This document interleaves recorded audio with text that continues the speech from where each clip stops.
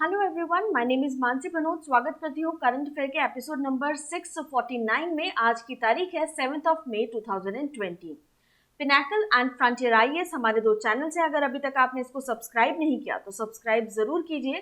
साथ में हमारा बेल आइकन प्रेस करना ना भूलिएगा। हमारी दो वेबसाइट्स हैं ssccglpinacle.com एंड baljeetdhaka.com, तो इन दोनों वेबसाइट्स को जरूर विजिट कीजिएगा। चलिए बात करते हैं हमारे प्रीवियस क्विज के क्वेश्चंस की। हमारे हर करंट अफेयर के एंड में क्विज के क्वेश्चंस डिस्कस किए जाते हैं जिनको नेक्स्ट डे आंसर दिया जाता है, तो प्लीज अंत तक बने रहिएगा और इन क्वेश्चंस के आंसर जरूर कीजिएगा। पहला प्रश्न जो पिछले क्विज में आपसे पूछा गया था, किस भारतीय अमेरिकी को आईबीआरडी के अमेरिकी वैकल्पिक कार्यकारी निदेशक के रूप में नामित किया गया है? तो इसका सही उत्तर है अशोक माइकल पिंटो। अगला प्रश्न जो आपसे यहाँ पर पूछा गया है, प्रश्न नंबर 2, कौन सा देश 2020 के अंत तक अपना पहला रिमोट सेंसिंग और आपातकालीन संचार उपग्रह अर्टिका एम लॉन्च करेगा? तो इसका सही उत्तर है रूस। तो चलिए अब बात करते हैं आज के पहले प्रश्न की। कोरोना वायरस लॉकडाउन के बीच विदेशी नागरिकों को वापस लाने के लिए भारतीय नौसेना द्वारा कौन सा ऑपरेशन शुरू किया जा रहा है? तो देखिए, इसके लिए ऑपरेशन समुद्र सेतु शुरू किया जाएगा। इंडियन नेवी ने विदेशों में फंसे भारतीयों को वापस लाने के लिए ऑपरेशन समुद्र सेतु लॉन्च किया है। नेवी के वॉरशिप जलश्वा और वॉरशिप मगर मालदीव के माले पोर्ट की तरफ रवाना हो गए हैं। भारतीयों को लाने के अभियान का पहला फेज यहीं से 8 मई को शुरू होगा। इन्हें कोची लाया जाएगा। मालदीव में मौजूद इंडियन मिशन उन भारतीयों की लिस्ट तैयार कर रहा है जिन्हें नेवी के शिप के जरिए भारत लाया जाएगा। इनकी पहले मेडिकल स्क्रीनिंग की जाएगी, उसके बाद पहले ट्रिप में जो है 1000 लोगों को इस योजना के तहत लाया जाएगा। अब रिवीजन के लिए यहाँ पे आपको बता दूं, किस मुख्यमंत्री ने कोविड-19 के हॉटस्पॉट में ऑपरेशन शील्ड जो है इसको चलाने की घोषणा की थी? तो वो है अरविंद केजरीवाल। अब चलिए यहाँ पर नजर डाल लेते हैं। ऑपरेशन समुद्र सेतु कोची से यहाँ पर लाया जाएगा, मालदीव से। और आप देख सकते हैं आईएनएस जलश्व और आईएनएस मगर, ये दोनों जो है इस ऑपरेशन के लिए डेडिकेटेड रहेंगे।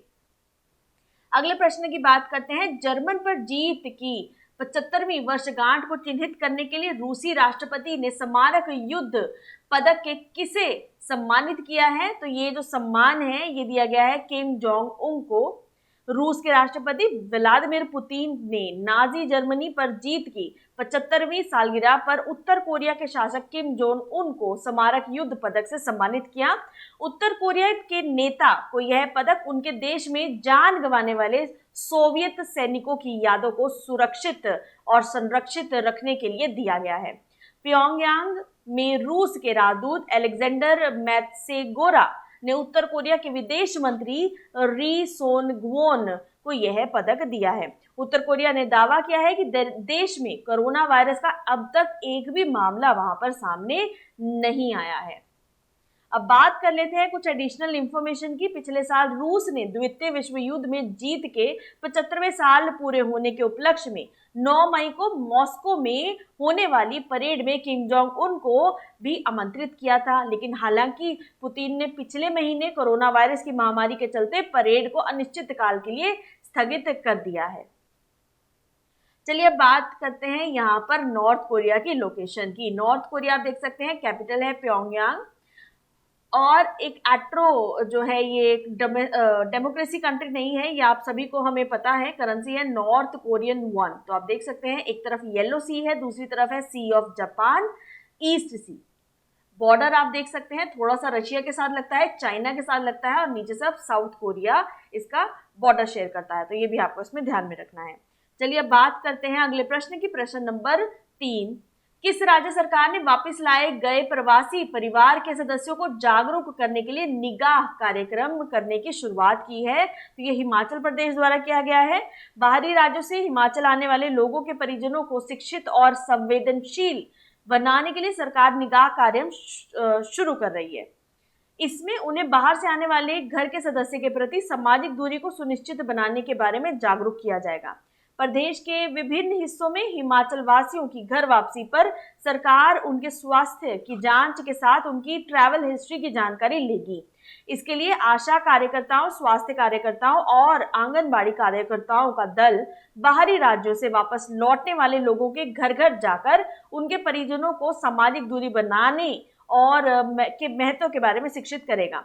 हिमाचल वापस आने वाले सभी लोगों को आरोग्य सेतु ऐप डाउनलोड करना अनिवार्य कर दिया गया है। बाहरी राज्यों से आने वाले लोगों के घरों को उचित तरीके से चिन्हित किया जाएगा ताकि उस मोहल्ले में रहने वाले लोगों इसका पता चल सके।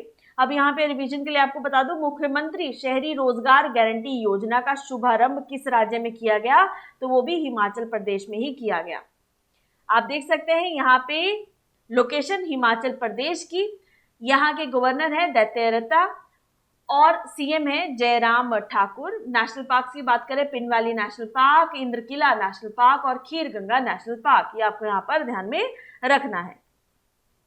प्रश्न नंबर 4, हाल ही में किस राज्य ने भारत की पहली कोविड-19 टेस्ट बस शुरू की है, तो ये जो टेस्ट बस है ये महाराष्ट्र के द्वारा शुरू की गई है। मुख्यमंत्री उद्धव ठाकरे, स्वास्थ्य मंत्री राजेश टोपे ने वीडियो कॉन्फ्रेंसिंग के जरिए मुंबई महाराष्ट्र में भारत की पहली कोविड-19 परीक्षण बस का उद्घाटन किया। IIT C19 बस को डॉय आर्किटेक्चर मॉडल पर आधारित किया गया है, जो कि सस्ती और तेजी से परीक्षण का समर्थन करने के लिए बनाई गई है, जिसमें संपर्क रहित नमूना संग्रह, टेलीमेडिसिन और आर्टिफिशियल इंटेलिजेंस आधारित टेली रेडियोलॉजी शामिल है, जो कि पूल आधारित आनुवांशिक परीक्षण और मेगा लैब के लिए सक्षम है। प्रति प्रयोगशाला प्रति माह 5 मिलियन परीक्षणों का आयोजन करेगी। बस में एक्सरे एग्जामिनेशन फैसिलिटी भी दी गई है। बस में एक छोटा सा चैम्बर भी है जहां पर कोरोना टेस्ट किए जाने की सुविधा है। कोविड-19 टेस्टिंग बस का निर्माण जो है कृष्ण डायग्नोस्टिक और IIT के पूर्व छात्रों की मदद से किया जाएगा। तो आप यहाँ पे सारे टाइटल्स जो हैं इसके देख सकते हैं कि क्या क्या फैसिलिटीज इसमें दी जा रही है और क्या क्या इसमें होगा। अगले प्रश्न की बात करते हैं। अंतर्राष्ट्रीय दाई दिवस यानी इंटरनेशनल डे ऑफ मिडवाइफ कब मनाया गया है, तो ये जो है 5 मई को मनाया जाता है। तो देखिए, इंटरनेशनल मिडवाइफ डे जो है हर साल 5 मई को मनाया जाता है। पहला अंतर्राष्ट्रीय दिवस जो है दाई दिवस वो 1991 में शुरू किया गया था 5 मई को, और वर्ष 2000 तक सभी के लिए सुरक्षित जन्म विषय का उपयोग इसमें किया जाता था। यह राष्ट्र के लोगों के स्वास्थ्य के लिए दाइयों के बड़े योगदान के लिए उनको सम्मानित करने के लिए एक दिन के रूप में मनाया जाता है। थीम इस बार की बात करें, midwives with women celebrate, demonstrate and mobilise, unite, our time is now. ये जो है इनका टाइटल है, थीम है। विश्व स्वास्थ्य संगठन WHO ने फ्लोरेंस नाइटिंगेल की 200वीं जयंती को मनाने के लिए वर्ष 2020 को year of nurse and midwife के रूप में घोषित किया। अगले प्रश्न की बात करते हैं। किस राज्य ने ग्रामीण क्षेत्रों में श्रमिकों के लिए मनरेगा के तहत 3 योजनाओं की शुरुआत की है, तो वो है झारखंड। झारखंड सरकार ने ग्रामीण क्षेत्रों में श्रमिकों के लिए रोजगार उत्पन्न करने के उद्देश्य से 3 श्रम गहन कार्यक्रमों, बिरसा रहित ग्राम योजना, नीलांबर पीताम्बरम जल समृद्धि योजना और वीर शहीद पोतों को खेल विकास योजना, ये तीनों योजनाओं की जो है इसके तहत शुरुआत की गई है। कोविड-19 के मद्देनजर राष्ट्रव्यापी लॉकडाउन के कारण अन्य राज्यों में से झारखंड वापस लौट रहे प्रवासी मजदूरों के लिए तथा ग्रामीण अर्थव्यवस्था को मजबूत करने के लिए इन तीनों योजनाओं को महात्मा गांधी राष्ट्रीय ग्रामीण रोजगार गारंटी योजना के साथ जोड़कर तैयार किया गया है। बिरसा हरित ग्राम योजना में इसका उद्देश्य है कि वनीकरण हेतु 2 लाख एकड़ से अधिक उपर्युक्त सरकारी प्रति भूमि का उपयोग करना है। नीलांबर पीताम्बरम जल समृद्धि योजना, इसका उद्देश्य है जल संरक्षण, भू जल पुनर्भरण, वर्षा जल भंडारण के लिए कृषि उपयोगी जल संग्रहण इकाइयों का निर्माण करना। वीर शहीद पोतों को खेल विकास योजना, इसके तहत खेलों को बढ़ावा देने हेतु ग्रामीण क्षेत्रों में संपत्ति खेल आधारित अवसंरचना निर्माण के लिए ग्रामीण रोजगार योजनाओं के साथ खेलों को भी जोड़ा जाएगा। अब यहाँ पे रिवीजन के लिए आपको बता दूं, किस राज्य ने नागरिकों को मुफ्त भोजन प्रदान करने के लिए मुख्यमंत्री दीदी रसोई योजना शुरू की है, तो वो भी झारखंड के द्वारा शुरू की गई है। अब बात करते हैं यहाँ के फेमस डैम्स और रिवर्स की। पंचेत डैम दामोदर रिवर पे, तेलुघाट डैम जो कि दामोदर रिवर पे है।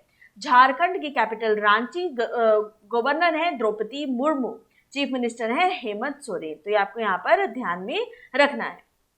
अगले प्रश्न पर चलते हैं। प्रश्न नंबर 7, संसद की लोक लेखा समिति के अध्यक्ष के रूप में किसे फिर से नियुक्त किया गया है? तो अधीर रंजन चौधरी इसका सही उत्तर है। यहाँ पे आप इनकी तस्वीर देख सकते हैं। लोकसभा में कांग्रेस नेता अधीर रंजन चौधरी को फिर से लोक लेखा संसदीय समिति का अध्यक्ष नियुक्त किया गया। समिति का कार्यकाल 1 मई 2020 से शुरू हो चुका है और 30 अप्रैल 2021 तक रहेगा। लोक लेखा समिति के अध्यक्ष सदस्यों का चुनाव हर साल होता है। 22 सदस्यीय पीएसी में 15 सदस्य लोकसभा से और 7 सदस्य राज्यसभा से होते हैं। एडिशनल इंफॉर्मेशन के लिए यहाँ पे बता दूं, जम्मू और कश्मीर सरकार ने पूर्व आईएएस अधिकारी बीआर शर्मा को अध्यक्ष लोक सेवा आयोग नियुक्त किया है। अब चलिए अगले क्वेश्चन पर चलते हैं। प्रश्न नंबर 8, हाल ही में किस देश ने एक प्रमुख कोरोना वायरस एंटीबॉडी को सफलतापूर्वक अलग किया है? तो वो इजराइल के द्वारा किया गया है। इजराइल ने डिफेंस बायोलॉजिकल इंस्टीट्यूट ने कोरोना वायरस का टीका बना लिया है। उन्होंने इसे कोविड-19 के संभावित उपचार की दिशा में एक महत्वपूर्ण सफलता बताया है। इजराइल के रक्षा मंत्री नफ्ताली बेनेट ने दावा किया कि Israel institute for biological research द्वारा विकसित मोनोक्लोनल न्यूट्रलाइजिंग एंटीबॉडी वायरस पर हमला करता है और शरीर के अंदर इसे बेअसर करता है। मोनोक्लोनल एंटीबॉडीज, जैसा कि नाम से पता चलता है, इन्हें एक ही रिकवर्ड कोशिका से क्लोन किया गया है। इस प्रकार से बने हुए और उपयोग करने में यह बहुत आसान है।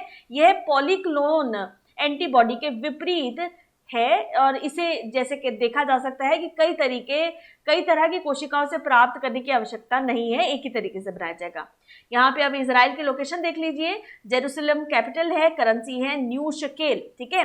इंपॉर्टेंट सिटी है तेल अवीव, बहुत ध्यान में रखिएगा, बहुत बार पूछ लिया जाता है। डेड सी बहुत इंपॉर्टेंट है, डेड सी एंड मेडिटेरेनियन सी आप देख सकते हैं, बॉर्डर शेयरिंग। ओके, इजराइल और जॉर्डन के बीच में आता है डेड सी, तो वो भी चीज इसमें आप ध्यान में रखिएगा।